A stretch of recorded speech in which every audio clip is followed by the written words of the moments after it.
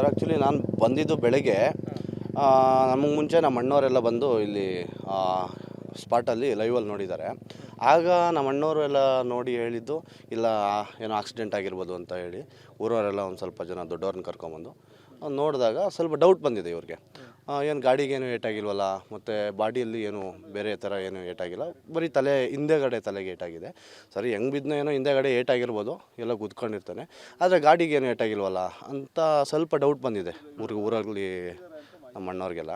ಆಮೇಲೆ ಪೊಲೀಸವ್ರಿಗೆ ಇಲ್ಲ FIR ಮಾಡಿಬಿಡಿ ಅಂತ FIR ಮಾಡಿಸಿ ಅದಾದಮೇಲೆ ತನಿಖೆ ಸ್ಟಾರ್ಟ್ ಮಾಡಿದ್ಮೇಲೆ ಇಲ್ಲ ಇದು ಆಕ್ಸಿಡೆಂಟ್ ಅಲ್ಲ, ಇದು ಮರ್ಡರೇ ಅಂತ ಕನ್ಫರ್ಮ್ ಆಗಿದೆ. ಬಟ್ ಮರ್ಡರ್ ಅಂತ ಕನ್ಫರ್ಮ್ ಆಗಿದೆ, ಯಾರು ಮಾಡಿದ್ದಾರೆ ಏನು ಅಂತ ಇನ್ನೂ ಗೊತ್ತಾಗಿಲ್ಲ. ಅದೇ ಏನೋ ಸಖತ್ ಖಾರ, ಬಣ್ಣ ಮತ್ತು ರುಚಿ ಆಚಿ ಚಿಲ್ಲಿ ಪೌಡರ್ ಪಾರ್ಟಿ ಮಾಡೋಕ್ಕೆ ಹೋಗಿದ್ದಾರೆ, ಅಲ್ಲಿ ಏನೋ ಗಲಾಟೆ ಆಗಿದೆ ಅಥವಾ ಏನು ಅಂತ ಇನ್ನೂ ಗೊತ್ತಿಲ್ಲ. ಬಟ್ ಮರ್ಡರ್ ಅಂತೂ ಆಗಿದೆ. ಇನ್ನು ಯಾರೋ ಇಬ್ಬರು ಸಿಕ್ಕಿದ್ದಾರಂತೆ, ಪೊಲೀಸರು ತನಿಖೆ ಮಾಡ್ತಿದ್ದಾರೆ. ಫುಲ್ಲು ಮಾಹಿತಿ ಯಾರು ಮಾಡಿದ್ದಾರೆ ಏನು ಯಾವ ಊರು ಅಂತ ಇನ್ನೂ ಏನು ಗೊತ್ತಿಲ್ಲ ಸರ್.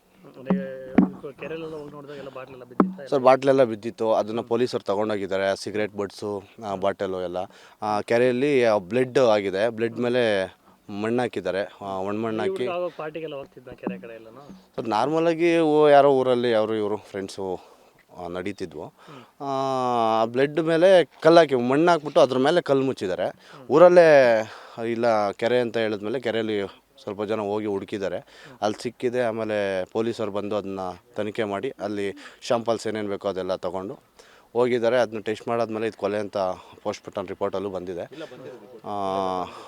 ರಿಪೋರ್ಟಲ್ಲಿ ಬಂದಿದೆ. ಅದಾದಮೇಲೆ ಈಗ ಯಾರು ಮಾಡಿದ್ದಾರೆ ಅನ್ನೋದು ಗೊತ್ತಾಗಬೇಕು.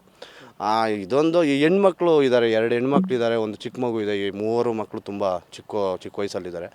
ಅವ್ರಿಗೆ ನ್ಯಾಯ ಸಿಗಬೇಕು ಅಂದರೆ ಯಾರು ಕೊಲೆಗಾರರು ಅನ್ನೋದನ್ನ ಹಿಡಿದು ಅವ್ರಿಗೆ ಆದಷ್ಟು ಬೇಗ ನ್ಯಾಯ ಕೊಡಿಸ್ಬೇಕು ಅನ್ನೋದು ನಾವು ಮಾಧ್ಯಮದ ಮೂಲಕ ಕೇಳ್ಕೊತೀವಿ ಸರ್.